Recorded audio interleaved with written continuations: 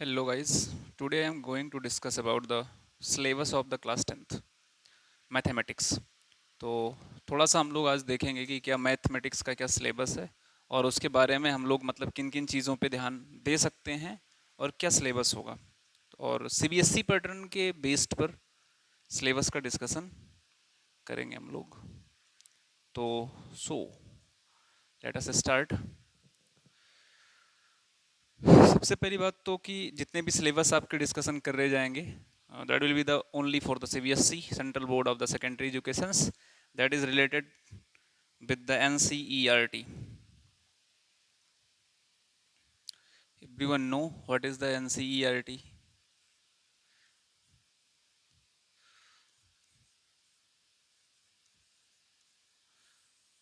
National council of educational research and training. ये इस behalf पे जितने भी सिलेबस क्लास 10th के हैं हम लोग उस पर पूरा का पूरा डिस्कस करने वाले हैं। सो syllabus partition of the CBSE for the class 10th: recognition of the text of material in the textbook, that is given point.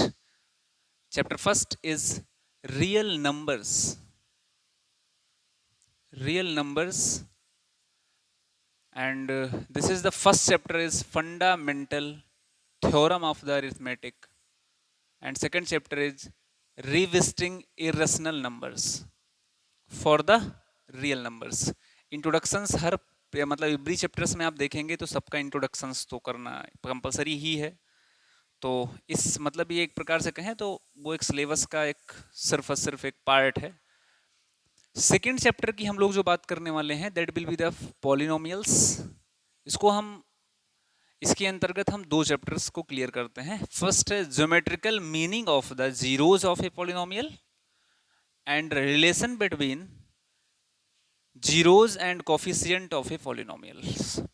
Polynomials के अंतर्गत भी हम लोग दो चैप्टर का रिवीजन करते हैं, first and second. Third chapter है pair of the linear in equations in two variables. तो इसके अंतर्गत भी हम लोग दो चैप्टर के मतलब दो पार्टीशन का हम लोग क्या करते हैं, डिस्कशन करते हैं। जैसे solution of a pair of linear equations by graphical method, and second chapter is algebraic method for the solving a pair of linear equations। तो लीनियर इक्वेशंस को सॉल्व करने के मेथड्स जो हैं, फर्स्ट मेथड है सब्स्टिट्यूशन एंड सेकंड है elimination. तो ये सब्स्टिट्यूशन और एलिमिनेशन मेथड्स आपको बेसिक टू एडवांस बेसिस में बताया जाएगा। एक नहीं कई तरीके आपको बताए जाएंगे कि how can be solve by the substitution method और the elimination method to the any type of questions. Chapter fourth quadratic equations and introductions. Quadratic equations के अंतर्गत कुछ इंट्रोडक्शंस वगैरह इसमें जानेंगे आप लोग, और उसका जो चैप्टर्स है मेन वो है क्वाड्रेटिक इक्वेशंस। उसी क्वाड्रेटिक इक्वेशंस में क्वाड्रेटिक इक्वेशन होते क्या हैं इस पे हम लोग डिस्कस करने वाले हैं। और उसके बाद solution of the quadratic equations bye factors. Solution of the quadratic equations bye factors, इसके अंतर्गत हम पूरा का पूरा रिवाइज करने वाले हैं। ये आपका सिलेबस है सिर्फ चैप्टर 4 तक, अभी इसका कुछ सिलेबस बचा हुआ है तो हम नेक्स्ट आगे चलते हैं। और उसी का ही बैक साइड अभी हम लोग जो पढ़े जिसका नाम था क्वाड्रेटिक इक्वेशंस, उसके अंतर्गत हम पढ़ते पढ़ते हैं nature of the roots. Quadratic equations में ही है आप नेचर ऑफ द रूट्स की वैल्यू को पढ़ते हैं यहाँ पे। तो क्या है नेचर ऑफ द रूट, उसके अंतर्गत आप पूरे उस सिलेबस के अंतर्गत में आप देखेंगे। फिर है अरिथमेटिक प्रोग्रेशंस, जिसको हम एपी का नाम देते हैं। What is the AP? Arithmetic progressions के अंतर्गत कुछ चीजें जानेंगे। And third theorem is given.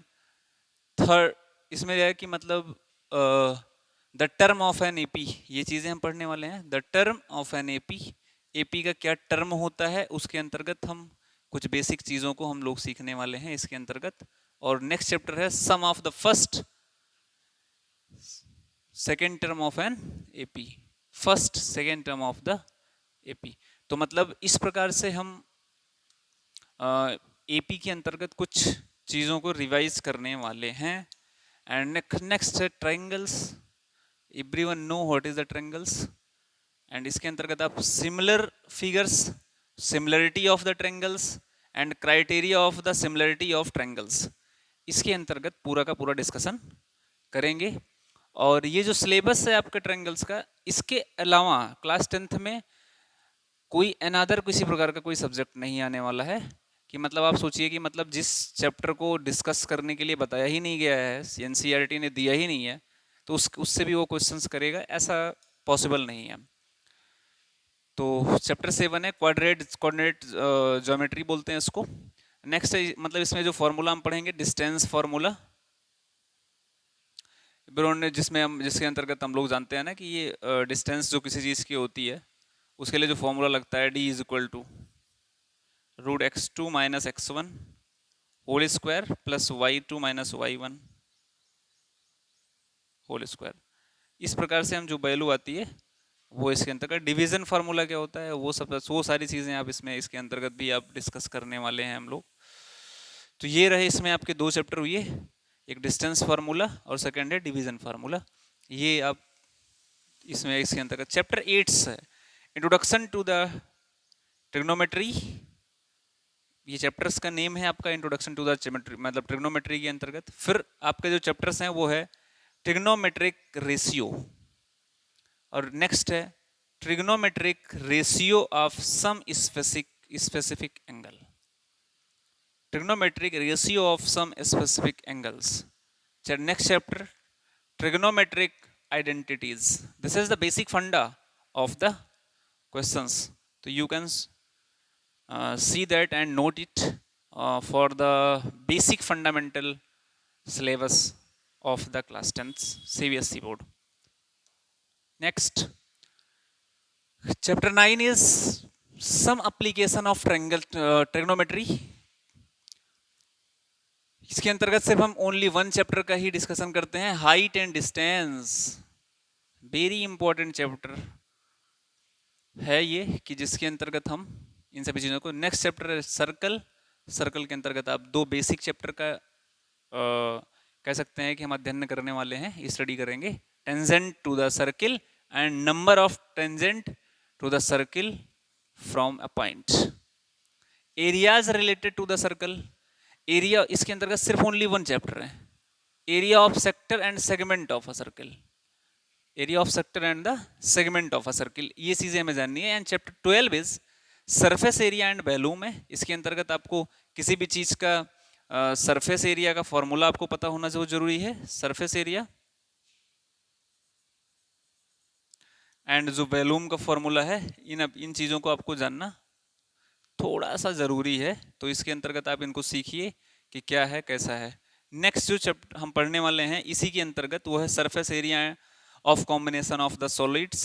कोई जो सॉलिड्स हैं उनके अंतर्गत हम surface area and volume of the combination of the solids, तो सॉलिड्स के हमें सरफेस एरिया और वॉल्यूम के बारे में हम लोग पूरा का पूरा डिस्कस करेंगे। इसमें स्टैटिस्टिक्स, इसको बोलते हैं स्टैटिस्टिक्स बोलते हैं। तो जो स्टैटिस्टिक्स है उसके अंतर्गत हम 3 चैप्टर का अध्ययन करते हैं।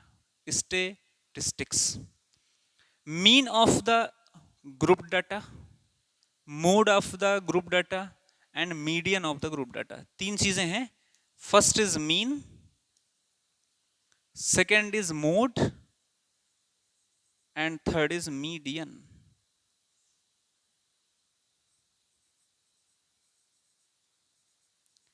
तो this is the basic fundamental, how can you solve and how can you know to the statistics. तो इसके अंतर्गत जो भी चैप्टर्स हैं इनको पूरा का पूरा हम पूरा अध्ययन करने वाले हैं। तो आप इस पूरे के पूरे सिलेबस को अपनी एनसीईआरटी की बुक में पूरा का पूरा देख सकते हैं। ये सिलेबस हालांकि सबके पास में है, जो बच्चे क्लास 10th का आगे मतलब 2026 के बोर्ड के लिए प्रिपरेशन कर रहे हैं, उनके चैप्टर्स में भी वो चीज़ें गिवन हैं। बस इसका डिस्कस करने का मतलब ये था कि आपको एक रेगुलर बेस है और चैप्टर फर्स्ट से लेकर के पूरा का पूरा डिस्कशन ये किया जाएगा। बेसिक्स फंडामेंटल आपको बताए जाएंगे, बेसिक रूल को अप्लाई किया जाएगा। इन सभी चीज़ों से अगर आपको एक स्टैटिक्स भी से एक जनरल वे से अगर आपको बताया जाएगा तो शायद आपको ज़्यादा अच्छे तरीके से सारी चीज़ों को समझ में आएगा। सो हम लोग नेक्स्ट थोड़ा सा चैप्टर और बचा है आपका, लास्ट चैप्टर हम लोग बात करने वाले 14, that is the probability. What is the probability, ये सबको पता है कि प्रोबेबिलिटी होती क्या है, और नहीं भी पता होगा तो हम लोग डिस्कस करेंगे आगे के सिलेबस में। इसके अंतर्गत पूरा का पूरा एक ही चैप्टर है प्रोबेबिलिटी के, इसमें इसको बोलते हैं ए थ्योरेटिकल अप्रोच, पूरा का पूरा एक थियरी है इन सभी चीज़ों पे। और लास्ट में हम लोग थोड़ा सा अपेंडिक्स वगैरह पे मैथमेटिक्स प्रूफ क्या है, मैथमेटिकल मॉडलिंग क्या है, इन सभी चीज़ों के अंतर्गत हम लोग डिस्कस करने वाले हैं। और ये समझिए कि पूरे के पूरे चैप्टर्स जो भी आपके गिवन है, उनके सभी प्रकार के क्वेश्चंस के आंसर हम लोग पूरा का पूरा सॉल्व करवाएंगे, और हिंट के अंतर्गत में वो चीज़ें जो होंगी उन सभी चीज़ों के अंतर्गत हम लोग पूरा का पूरा डिस्कस करेंगे। बस साथ और सपोर्ट की आप लोगों की ज़रूरत है, और आप इस सिलेबस को अपने जो भी फ्रेंड्स लोग हैं आप उनको शेयर कीजिए, इस चैनल को ज़्यादा से ज़्यादा सब्सक्राइब कीजिए, ज़्यादा से ज़्यादा शेयर करें, और आपको एक रेगुलर बेस से पूरे की पूरी चीज़ें और पूरे के पूरे फॉर्मूले आपको बताने का हम लोग पूरा का पूरा प्लान करेंगे। So you have to know about this, that I am here to teach you the mathematics from basic to advanced. Thank you so much.